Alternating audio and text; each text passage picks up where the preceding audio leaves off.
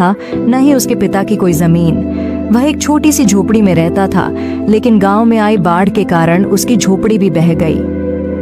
गांव के जमींदार धर्मदास बहुत दयालु व्यक्ति थे। उन्होंने सुरेश पर दया कर उसे अपने यहाँ काम पर रख लिया और रहने के लिए एक झोपड़ी दे दी। समय बीतता गया और सुरेश बड़ा हो गया। अब वह पूरी लगन से जमींदार के यहाँ काम करता था और जमींदार भी उस पर बहुत भरोसा करने लगे थे। एक दिन जमींदार ने सुरेश से कहा, बेटा, तुम अब शादी क्यों नहीं कर लेते? अब तुम्हारी शादी की उम्र हो गई है। तुम्हारी पत्नी आएगी तो तुम्हारे कई कामों में हाथ बौंटाएगी। मैं चाहता हूँ कि मेरे जीते जी तुम्हारी शादी हो जाती। क्या जाने कब भगवान का बुलावा आ जाए। सुरेश बोला, मालिक, ऐसा क्यों कह रहे हो? मेरे लिए आप ही सब कुछ हैं। आप जैसा उचित समझे मैं वही करूँगा। जमींदार बोले, मेरी नजर में तुम्हारे लिए एक बहुत अच्छी लड़की है। शादी के खर्च की चिंता मत करना, वह मेरी जिम्मेदारी होगी।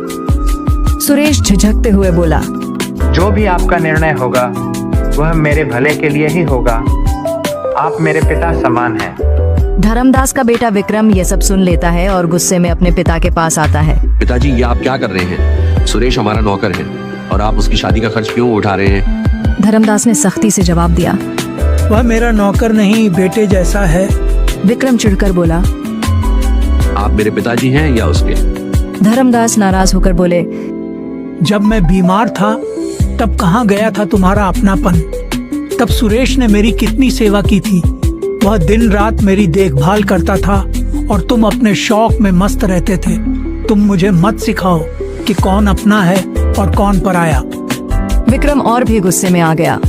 उसने सोचा कि उसे सुरेश को रास्ते से हटाना होगा।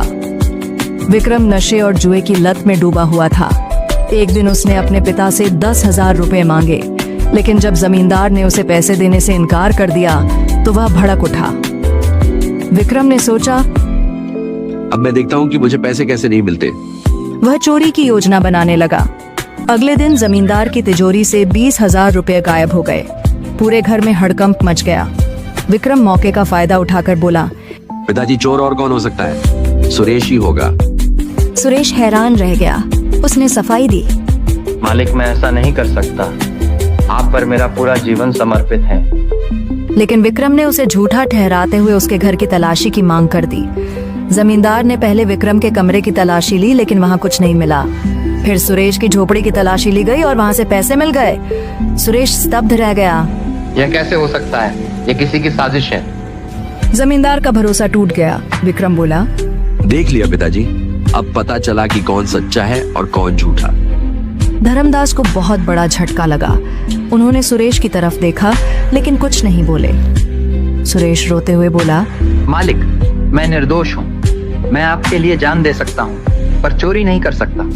धर्मदास ने गहरी सांस ली और कहा, मुझे अब कुछ नहीं कहना, तुम यहाँ से चले जाओ। सुरेश वहाँ से दुखी होकर चला गया।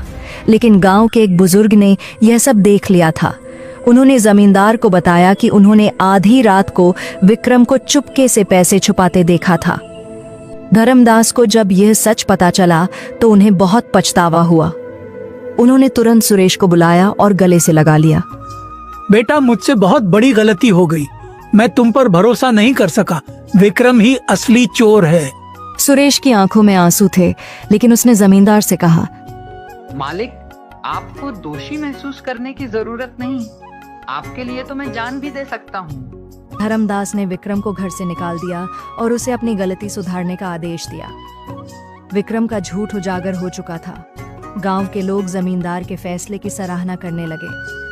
सुरेश को फिर से जमींदार ने अपने साथ रख लिया और उसे अपना उत्तराधिकारी बना लिया। इंसान की असली पहचान उसके कर्मों से होती है, न कि उसकी संपत्ति से।